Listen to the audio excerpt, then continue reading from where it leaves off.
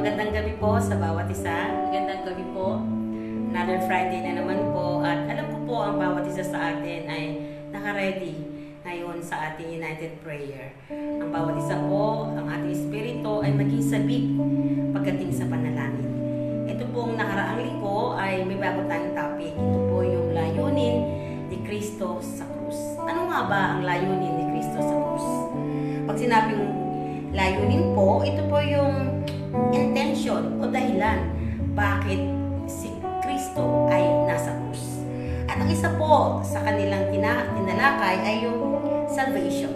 Tunay nga po na kaya napako si Jesus sa krus ay dahil sa ating kaligtasan. At isang sakripisyo sa Panginoon o kay Jesus na siya ay mapako sa krus. Alam niyang mahihirapan siya, alam niyang mamamatay siya. Pero gusto niya na tayo ay maligtas. Ikaw, ako ay maligtas doon sa pagkakasala. Kaya kahit siya na lang ang masaktan, binayubay doon sa krus, pinako para sa kaligtasan ng sanlibutan. At yung pangalawa naman po ay yung do everything, do everyone to God. Ilapit ang lahat. Ilapit ang lahat ng tao, kaya napako ang Diyos sa krus. Hindi natin kaya iligtas ang sarili natin. Kaya si Jesus ay nagpapako dun sa krus para ang lahat ay maligtas. Nakatakda na mapapahamak ang tao at may alam ng Diyos, alam ni Jesus na ang kasalanan, amen, ay magiging sanhi ng ating pagkakasala, pero siya ay nagpapako sa krus. Amen po, ilapit muli ang tao sa Diyos. Yan po yung isa sa main dahilan o layunin ni Jesus. At number 3 po, forgiveness. Lahat ng tao po ay nagkasala. At ang Diyos po ay ready na magpatawad. Lumapit lamang tayo, andun yung taos-pusong kapatawaran ni Jesus sa bawat isa sa atin. Pag nagkasala ang tao, kailangang makuha natin ang kapatawaran ni Jesus. Ano man na naging kasalanan natin, ito man ay hindi naging maganda sa harapan ng tao, pero sa harapan ng Diyos ni Jesus, ito ay mapapatawad niya. Lumapit lamang po tayo. At yung number 4 po, redeem us from the curse. Tinubos tayo ni Jesus doon sa krus ng Kalbaryo sa pamamagitan ng kanyang mga dugo, ng mga latay. Yung sumpa, bakit siya pinako sa krus? Para maligtas tayo saan?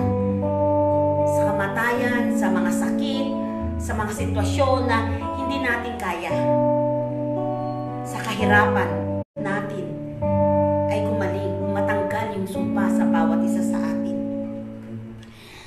Para alisin tayo sa sumpa, ginawa ni Jesus ay magpapako sa krus para sa kagalingan, para sa kaginawaan ng buhay po natin.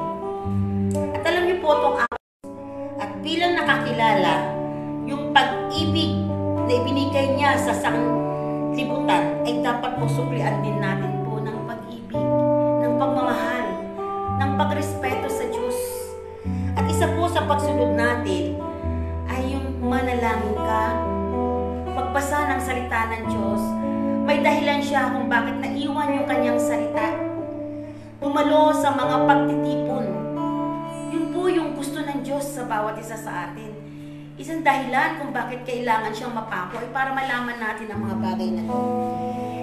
Bilang kabayaran at pagmamahal natin sa Diyos, kay Jesus, maibalik at masunod ang mga pinag-uutos niya. In fact, hindi po para sa Kanya yung pananalangin natin. At yung pagsimba mo ay hindi rin para sa Kanya. Yung pagbabasa ng salita ng Diyos ay hindi rin po para sa Kanya. Para sa atin po. Sa Bible po, may mga prayerful warrior po. At alam ko pong alam nyo ito. Meron po akong dalawa na isang tao na sobra po pong manalangin. Yung taos-puso siyang nananalangin at ang isa po dito ay si Hana. Alam kong kilala niyo po si Hana. Si Hana po ay isang mapanalanginin sa Diyos. At lagi siyang umiiyak sa Panginoon dahil may gusto siyang mangyari. Gusto niya na siya ay magkaroon ng isang anak. Noong mga panahong yon, ang isang babae na may asawa na walang anak ay isang hindi maganda. No, pinagtatawanan, kinupot siya. At dahil dito, gustong-gusto ni Hannah na siya ay magkaroon ng anak. Sa 1 Samuel chapter 1 verse 11, ganito po ang kanyang panalangin. Nanalangin po si Hannah. Yahweh, Diyos na makapangyarihan sa lahat, kung pakikinggan ninyo ang iyong abang lingkod at iyong pong kakahabagan, kung hindi ninyo ako pababayaan, sa halip ay pagkakalooban ng isang anak na lalaki. Very specific po si Hannah, isang anak na lalaki. At ito po ang kanyang pangako. Ihahandog ko siya sa iyo at habang buhay na siya nakalaan sa inyo, hindi ko ipapuputol ang kanyang buhok. Kilala po natin kung sino yung ibinigay ng Diyos at hindi po nagtagal, ibinigay ng Diyos ang panalangin ni Hannah. Siya po ay nagkaroon ng isang anak at ito po ay si Propeta Samuel. Prayer po ng isang pagsusumamo ng isang babae na matupad ang kanyang hiling na magkaroon ng isang anak. At nangyari po yun. Nagkaroon siya ng anak na ito po ay si Propeta Samuel. At ibinigay ng Diyos, parang maglingkod si Samuel. Ito po ang pangako ni Hannah. At ginawa niya po yun. Tumupad si Hannah sa kanyang pangako sa Diyos. Dahil ito yung panalangin niya. Pero alam niyo po, hindi pa ito natatapos. Hindi natapos ang Diyos kay Hannah. Dahil sa prayerful si Hannah, bukod kay Samuel, binigyan pa siya ng Diyos ng 7 anak. Amen po? Ang puso po natin ay kailangang manalangin at tumulog sa Diyos upang mapakinggan ng Diyos ang laman ng puso natin. Ang panalangin na dinggin ng Diyos ay sasagutin niya kung ito ay kalooban niya. Amen po, sama-sama po natin bitawan, amen, sa Panginoon ang panalangin may pagsamo. Amen po, don't stop praying. May nabasa po ako sa Facebook niyan. Huwag kang tumigil kasi dadating ang breakthrough. Pag tumigil ka, hindi mo na maaantay ang breakthrough ng iyong panalangin. Maging faithful ka kasi ang Diyos ay faithful. Sometimes, hindi ka na faithful hindi ka na tapat. Pero ang Diyos ay tapat pa rin. Minsan, give up ka na. Pero ang Diyos, He never give up. Ulitin ko po. Minsan, give up ka na. Pero ang Diyos, He never give up. Yan po ang taus-pusong panalangin ni Hannah. At yung pangalawa po ay kilala rin po natin, si Daniel po. Isa pong prayerful din po si Daniel. Alam po natin kung paano siya manalangin. At alam po natin kung paano niya ipinaglaban, amen, ang Panginoon sa pamamagitan ng panalangin. Daniel was a man of prayer and understand the importance of interceding for others. Hindi lang sarili niya ang kanyang pinapanalangin, kundi yung mga nasasakupan niya. Alam natin na si Daniel po ay prayerful at 3 times a day siya kung manalangin. Ito ang reason kung bakit siya tinapon sa kulungan ng mga leon. Alam niyo po, even though alam niya na mali, alam niya na may mangyayari sa kanya, pero ginawa niya. Bakit? Kasi nananalig siya na sa pananalangin niya doon sa lugar ng mga leon ay may Diyos na magliligtas sa kanya. At sa sitwasyon ng bawat isa sa atin, anuman ang kalalagayan natin, kapatid, alam mo may Diyos na magliligtas sa iyo. Hirap ka man, may sakit ka man, may kawalan ka man. Alam mo, kasi nananalangin ka, alam mo yung itinatanim mong panalangin sa Diyos at sasagutin ng Diyos. Kinaumagahan, nagpunta si Haring Dario. Tinignan niya kasi naniniwala si Haring Dario na hindi maaano si Daniel. Kasi kilala ni Daniel ang Diyos na pinaglilingkuran niya. Ang tawagin niya doon sa loob ng mga leon. Sabi niya, buhay siya at tinakpan ng mga anghel ang mga bibig ng leon. Tinakpan ng mga panalangin ni Daniel para hindi siya mamatay at maano. Tinakpan ng Diyos Yung mga bagay na alam mong hindi mo kaya dahil alam mong tapat ang panalangin mo sa Diyos at dinidinig ng Diyos.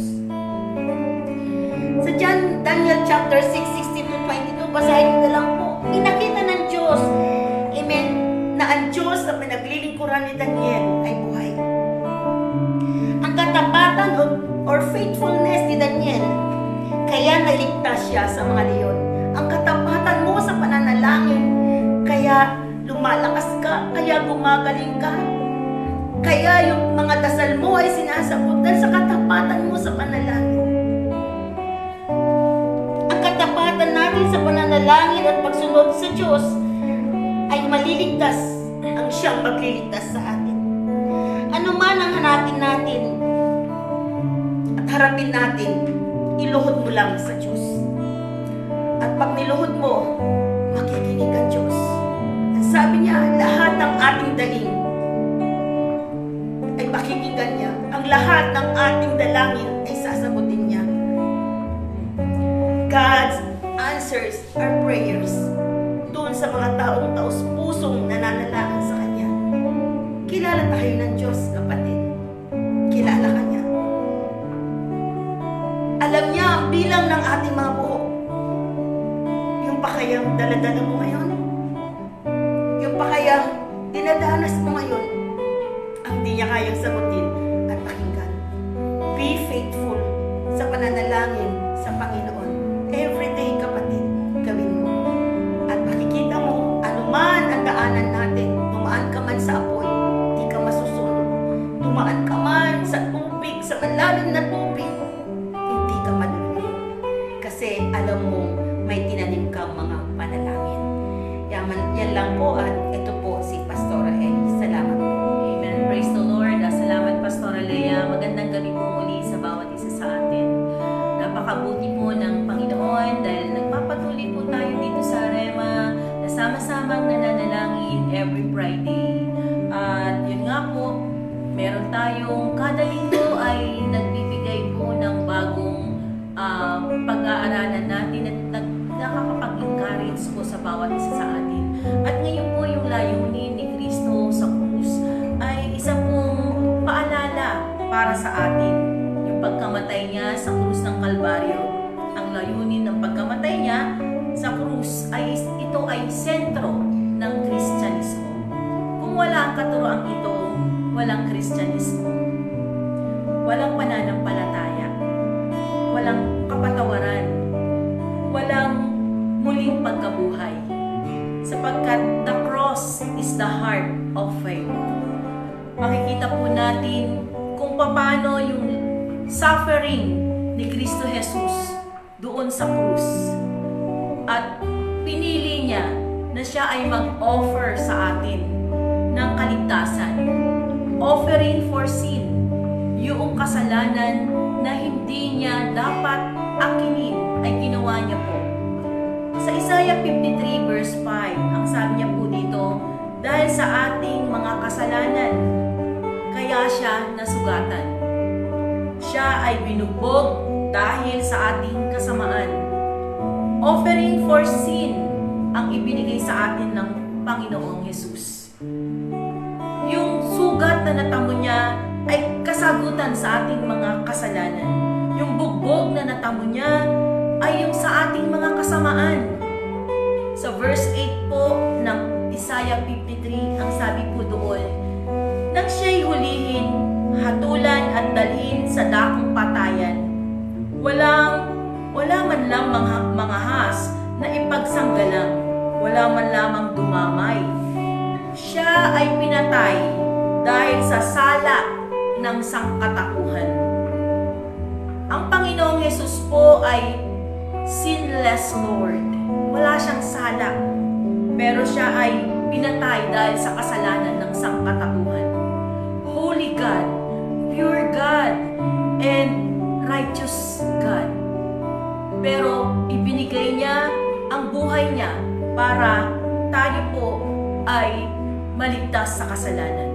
Sa 1 Peter chapter 3 verse 18, sapagkat si Kristo'y namatay para sa inyo. Namatay siya dahil sa kasalanan ng lahat. Ang walang kasalanan para sa mga makasalanan. Upang iharap kayo sa Diyos, siya'y namatay ayon sa laman at muling binuhay ayon sa Espiritu. Binigay ng Panginoong Diyos si Jesus para tayo'y makalapit sa ating Panginoong Diyos.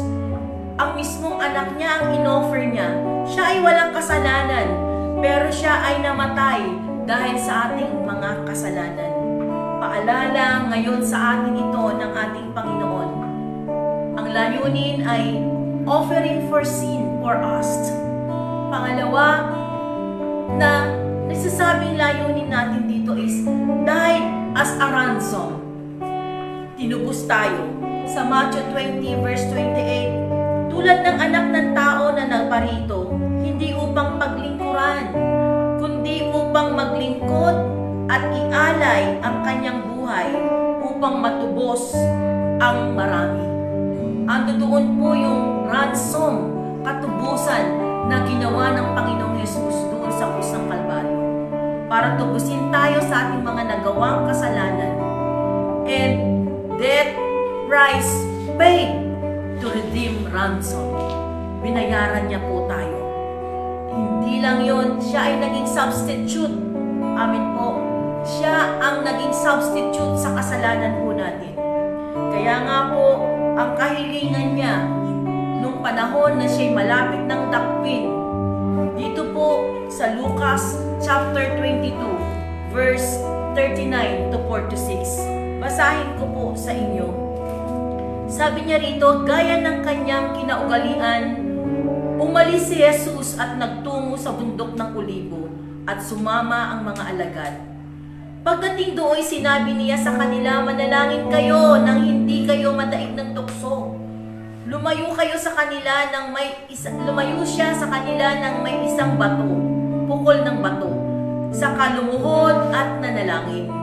Amawi ka niya, kung maaari ilayo mo sa akin ang sarong ito, gayon may huwag ang kalooban ko ang masunod, kundi ang kalooban mo. Napakita sa kanya ang isang anghel mula sa langit at pinalakas ang loob.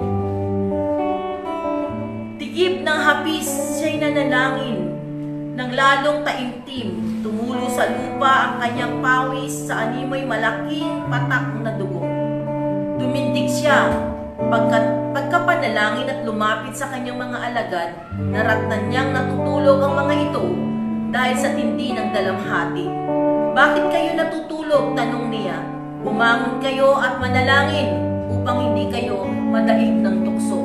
Anong ibig sabihin ng Panginoon dito sa iniwan niya na bago ito ay darating na ang dadakip sa kanya? Pray that you may resist temptation.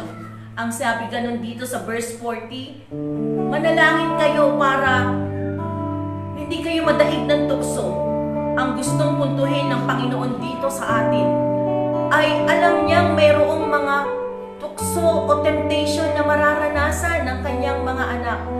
Ang mga tao ay punong-puno ng kahirapan, punong-puno ng tukso dito sa lupa.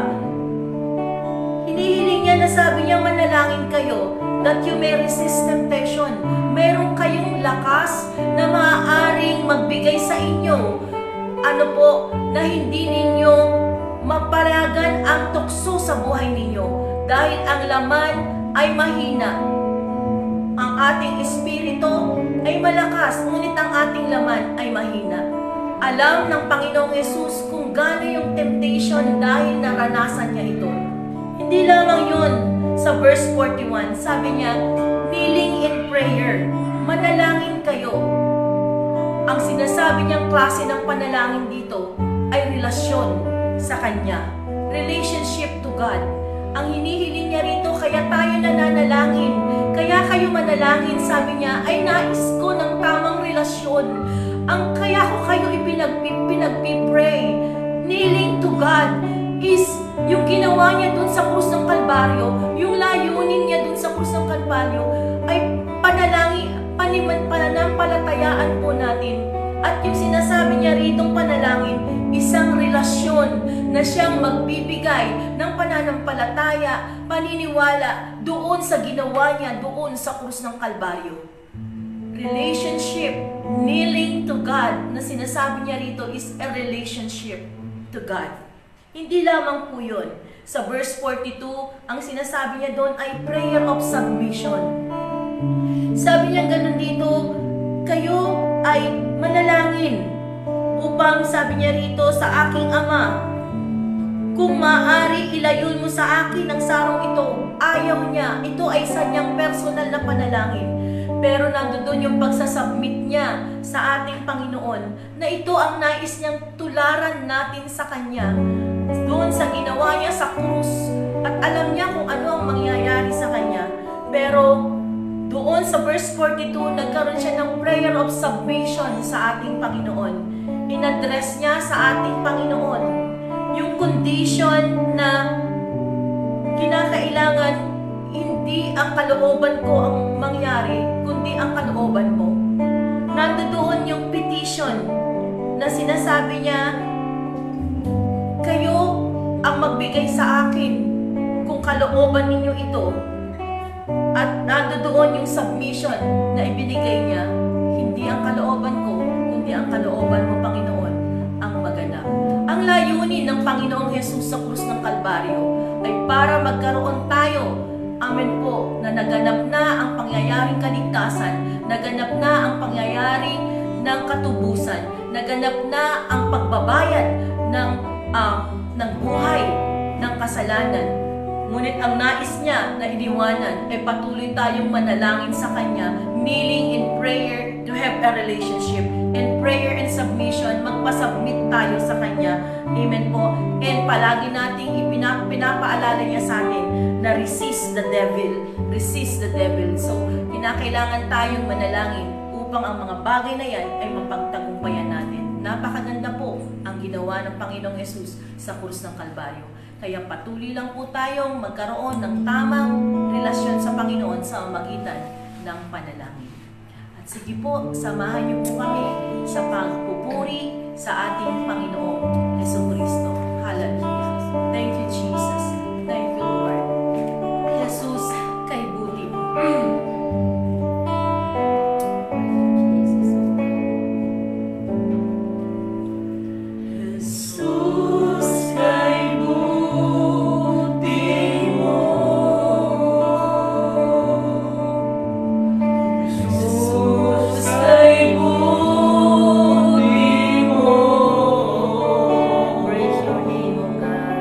Well,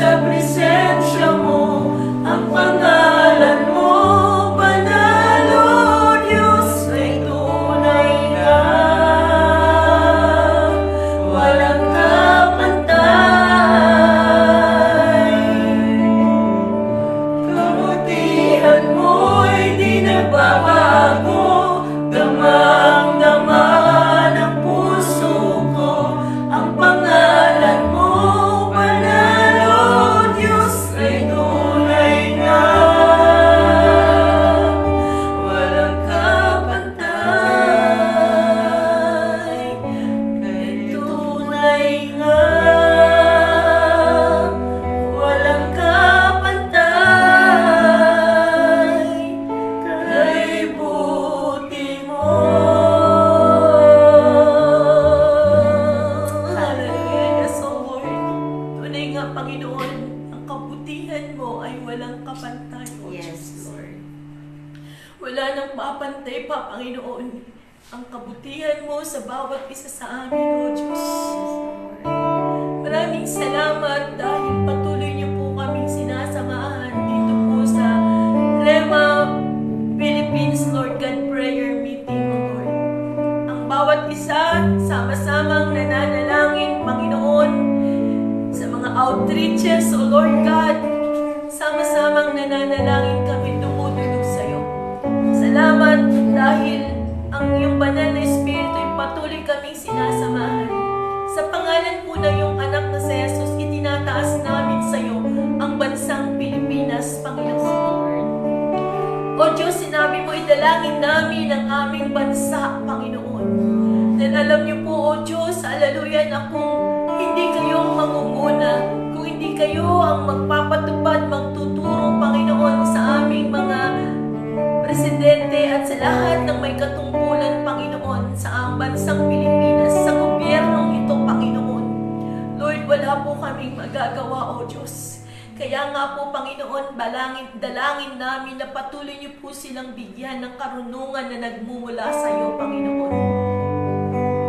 Lord, patuloy niyo po silang bigyan, Panginoon, ng kalakasan, wisdom, knowledge, O Lord God, na patuloy, Panginoon, ang pagpapalakad sa bansang Pilipinas ay naaayon lamang, Panginoon, sa iyong perpektong kalooban, O Diyos. At patuloy naming winawasak ang lahat ng mga panggugulo mo, Satanas, sa pangalan ni Jesus sa bansang Pilipinas. Kayo na mga demonyo na nagdadala ng sakit at karamdaman sa bansang Pilipinas ay sinusuway namin at pinapalayas namin. Any kind of sickness and diseases sa pangalan ni Jesus, lahat ng klase ng virus na pinapakalat nyo sa pangalan ni Jesus ay sinusuway namin ito at pinapalayas namin ito sa pangalan ni Jesus. At Lord, patuloy namin pinakakawalan, Panginoon, O Diyos, ang kagalingan, O Diyos, ang kalusugan ng bansang Pilipinas, Panginoon, O Diyos. Hallelujah. Lord, we thank you, Father God, for good health, O Lord, in Jesus' name, O God. At Panginoon, tinataas din po namin, O Diyos, ang lahat ng mga pangangailangan ng bansang Pilipinas. Winawasak namin ang kahirapan, kawalan, kasalatan, pagkukulang sa pangalan ni Jesus. Pinapalayas namin ito in Jesus' name. At patuloy namin pinakakawalan ng prosperity, Lord, ang kaginhawaan, kaluwagan, Panginoon, O Diyos, ng bansang Pilipinas, ng gobyerno namin. We thank you, Father God, for the abundant blessing, O God, na ibinibigay niyo sa gobyerno namin, Panginoon, at sa buong Pilipinas, Panginoon. Salamat, Panginoon, sa mga bilihin, O God, na pakialaman niyo po ito, Panginoon. Salamat, Panginoon, na maging normal, mababa, Panginoon, sa mga pangangailangan, O Diyos, hallelujah, ng mga mamamayang Pilipino, Panginoon. Sa lahat ng mga pangangailangan sa pagkain, O Diyos, dalangin ko, Panginoon, na matuskusan lahat ng pangangailangan ng mga bansa, ng mga Pilipino, Panginoon. Sa pangalan po ng anak na si Jesus, winawasak din namin ang korupsyon sa bansang Pilipinas, kasinungalingan sa paglilingkod sa pangalan ni Jesus, winawasak namin. Walang katapatan sa paglilingkod sa pangalan ni Jesus, winawasak namin ito. In Jesus' name, walang pag-ibig, walang pagkakaisa. Sa pangalan ni Jesus ay binawasak namin. In Jesus' name, rulers of darkness, principalities, wickedness in thy places, powers and authority, strongmen sa bansang Pilipinas ay binawasak namin sa pangalan ni Jesus. At patuloy namin, Panginoon, pinakakawalan, O Diyos, hallelujah, ang pag-ibig na nagmumula sa iyo, Panginoon, ang pagkakaisa, Panginoon, O Diyos, ang katapatan, O God, hallelujah, sa paglilingkod, Panginoon, lalo sa mga leaders namin, O God, at sa anumang mga departamento, Panginoon, lalo na ng gobyerno ng Pilipinas, Panginoon, yung katapatan sa paglilingkod, O God, ang patuloy niyo pong ibigay at pagkakaisa, pag-ibig, Panginoon, sa pangalan po na yung anak na si Jesus, O God. Binawasak din namin sa pangalan ni Jesus ang false religion, false doctrine, sa pangalan ni Jesus, walang kakawalan ng pananampalataya, sa pangalan ni Jesus sa bansang Pilipinas, binawasak namin sa pangalan ni Jesus. At Lord, pinakakawalan po namin, Panginoon, ng salvation, O Lord, ng shame and repentance, ang pagpapakumbaba, Panginoon, ng paghanap sa iyong mukha, Panginoon, O Diyos, na tunay na hanapin ka, Panginoon, abutin niyo po, O Diyos, ang bansang Pilipinas at magpapakawala kami ng kaligtasan, Panginoon, salvation, O God, sa pangalan ni Jesus, O God.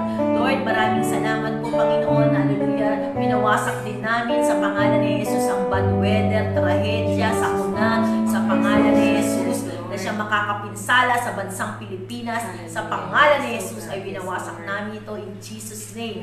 Lumayas kayo, hindi namin kayo kailangan, sa pangalan ni Jesus. Yung mga bagyo, sa pangalan ni Jesus, lumayas kayo in Jesus' name. At Lord, nagpapakawala kami ng good weather, O Lord God, nagpapakawala kami, Panginoon, ng kaayusan ng bansang Pilipinas, Panginoon, hallelujah. Hawakan niyo po, Panginoon, proteksyonan niyo po ito, Panginoon, sa pangalan po na anak na si Jesus. Winawasak namin ang mga klase ng bisyo, illegal gambling, drug addiction, sa pangalan ni Jesus, sa pangalan ni Jesus. Bitawan mga mayang Pilipino, sa pangalan ni Jesus, sa addiction, sa pangalan ni Jesus, sa pangalan ni Jesus, at patuloy na pinakakawalan, Panginoon, O God, hallelujah, yung buong kabanalan sa puso, O Panginoon, ng bawat isa, O God, at Lord, hallelujah, yung paghanap sa iyong mukha, Panginoon. Lord, ang bansang Pilipinas, salamat, Panginoon, sa katagumpayan. Hawakan mo ang bansang Pilipinas, Panginoon, pinagkakatiwala po namin sa iyo, sa pangalan ni Jesus. Lord, tinataas din po namin sa iyo, Panginoon, ang aming prayer meeting every day, O Lord God, sa Rema Philippines. Maraming salamat sa mga mensahe mo na binibigay niyo po sa amin, O Diyos. Maraming salamat sa mga revelation mo na binibigay sa aming mga kapastoran, Panginoon, na nagbabahagi ng iyong salita. Patuloy niyo po silang ingatan, Panginoon, sa kanilang ministeryo, Panginoon, at sa kanilang pamilya, at sa kanilang mga pangangailangan, O Diyos. Lord, ang dalangin ko, Panginoon, na lahat ng masasambit ng kanilang mga labi sa paghahayag ng iyong mga salita ay magsilbi, Panginoon, Father God, nagdaluyan sila sa channel of blessing, ma-encourage ang bawat isa, ma-equip ang bawat isa, Panginoon, sa pangalan po na iyong anak na si Jesus, O God. Salamat po, Panginoon, samahan niyo kami patuloy sa Rema Philippines, O God. At ganun din po ang aming mga, O Diyos, kamag-anakan na nasa abroad, ingatan niyo po, ilayo sa anumang klase disguise sa kuna, sa pangalan ni Jesus, at ang Lord, sila po ang ambassador mo, Panginoon, sa kanila, ambassador of Christ, na extend nila ang salita mo sa nasan man sila naroon sa abroad, Panginoon, at ganun din ang kanilang pamilyang iniwanan dito, Father God. Bless them, O God, and Lord, bigay niyo po yung joy na nanggagaling sa iyo, Panginoon, sa kanila, and strength, O God, in Jesus' name. Lord, ngayon din po, Panginoon, tinataas din po namin, Father God, sa iyo mga under construction, Panginoon, na churches po namin. Lord, we thank you, Lord God, that we have a vision, Panginoon, na binigyan namin Senior Pastor through you, Lord God. Maraming salamat po, Panginoon, dahil binibigyan mo kami ng mga revelation na ito. Tulungan niyo po kami na makabot ito na ayon sa iyong perfectong kalooban, Panginoon. Lord, salamat po sa mga bubuksan pang mga simbahan at sa mga under construction pa, Panginoon. Bless mo po ito, Ama, sa pangalan po na iyong anak na si Jesus, O God. Lord, tinataas din po namin right now, Lord, ang mga prayer requests, O God, ng mga kapatiran namin na nakasulat ngayon sa kanilang mga papel, O God, or sasambitin ng kanilang mga lahi. Ang mga prayer requests na ito, Panginoon, O Diyos, hallelujah, ay hindi ka bingi para hindi mo marinig ito, O Diyos, hallelujah. Kaya ngayon pa lang, Panginoon, nagpapasalamat po kami, Panginoon, dahil may Diyos kami na nilalapitan na handang tumugon sa aming mga pangangailangan at mga dalangin. Kaya maraming salamat po ngayon pa lang, kaya nagpapasalamat na po kami sa kasagutan ng aming mga napanalangin, mga prayer requests na yan. At gayon din po ang aming Senior Pastor Boy, Father God, salamat sa kalakasan, Panginoon, at patuloy namin winawasak anumang klaseng pakikialam mo sa talas sa katawan na yan. Sa pangalan ni Jesus, si Pastor Boy ay pag-aari ng Panginoong Diyos. Siya ay templo ng Panginoong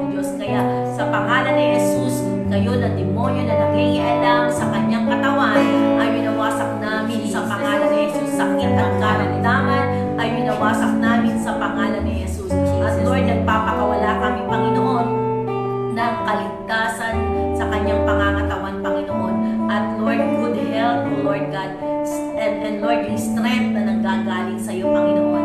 Maraming salamat. In Jesus' name, Amen.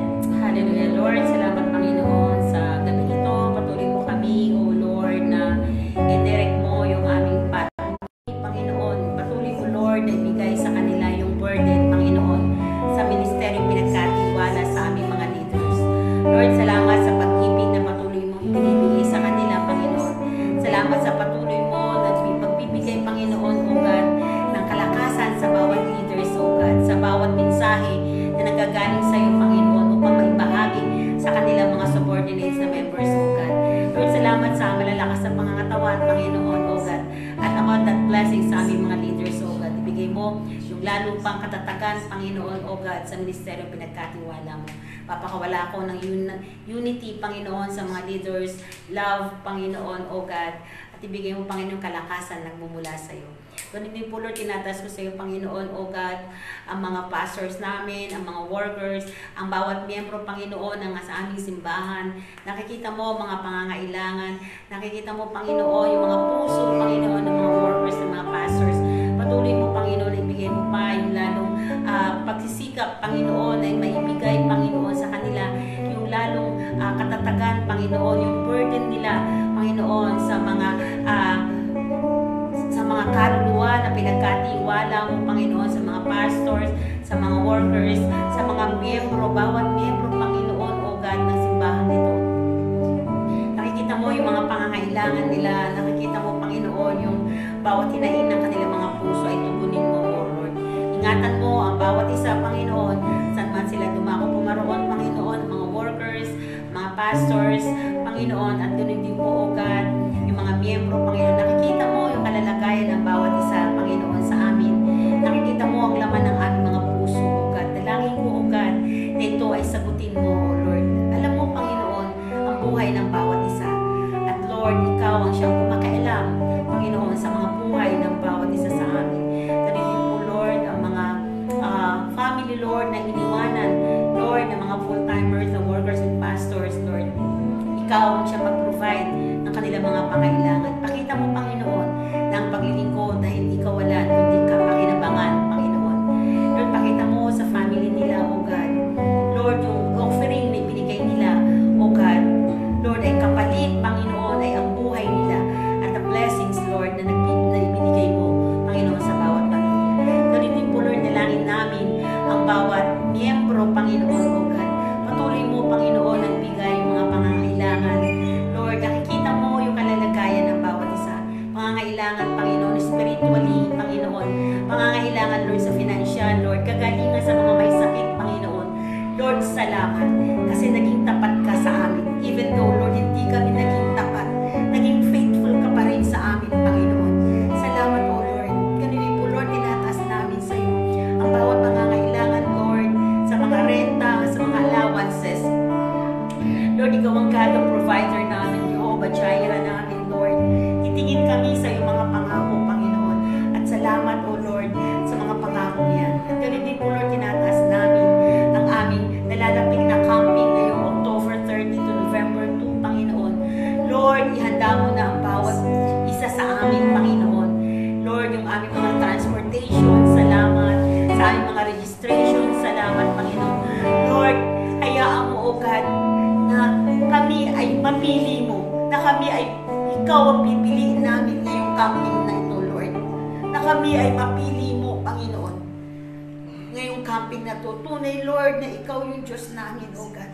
At Lord, bibigyan mo kami, Panginoon, ng panibagong lakas, Panginoon, ngayong camping spiritually, Panginoon. Bibigyan mo kami ng bagong revelation, Panginoon, ngayong camping na to, O God. Ibigay mo sa amin, Panginoon, yung ganap, Panginoon, at kasiya-siya, Panginoon, O God, na paglilingkod at buhay, Panginoon.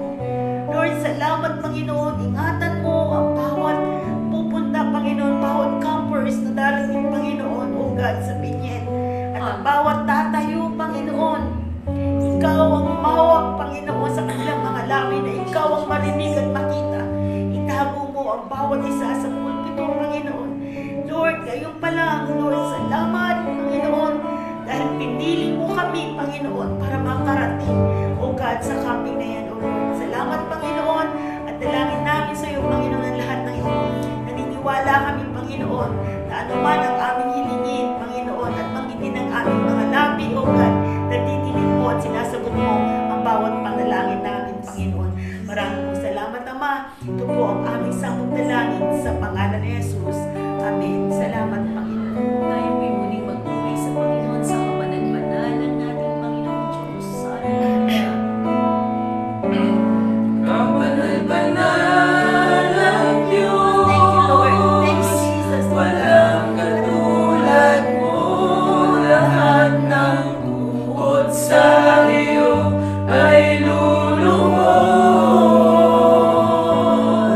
Lahat ng langit magsasabing ikaw lamang, Jesus, ang Panginoon.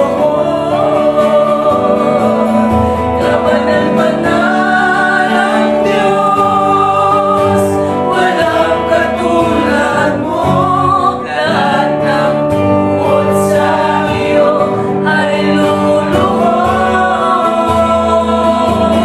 Lahat ng langit magsasabing ikaw lamang, Jesus, ang Panginoon. Kapanal-banal ang Diyos, walang katulad mo, lahat ng buod sa iyo ay luluhod. Lahat ng langit magsasabing ikaw lamang, Jesus, ang Panginoon. Minsan pa ang kapanal-banal ng Diyos, banal ang Diyos, walang katulad mo, lahat ng tungkol sa iyo ay luluhod. Lahat ng langit magsasabing ikaw lamang, Jesus, ang Panginoon.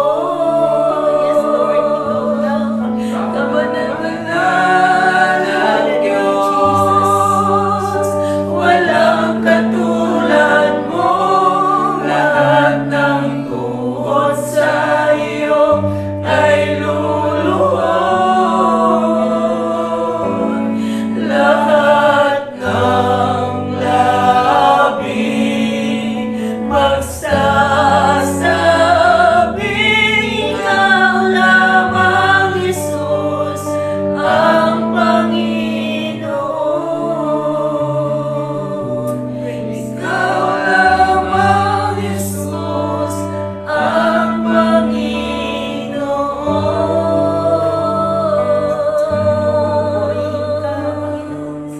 Yes, Lord, maraming salamat po, Panginoon.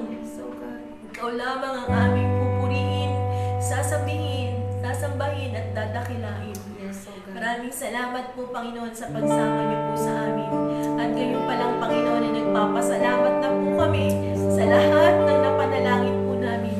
Dahil nananampalataya po kami na iyong mga salita ay buhay. Kaya, O Diyos, sabi mo lahat ng aming mga napanalangin kung kami ay mananampalataya at maniniwala, Panginoon, sasagutin mo ang lahat ng ito, Panginoon. Kaya maraming salamat po sa kasagutan. Ngayon palang inaangkin na namin ito sa pangalan po ng iyong anak na sa Jesus. Ito po ang aming samdalangin. Ang lahat po ay magsabi ng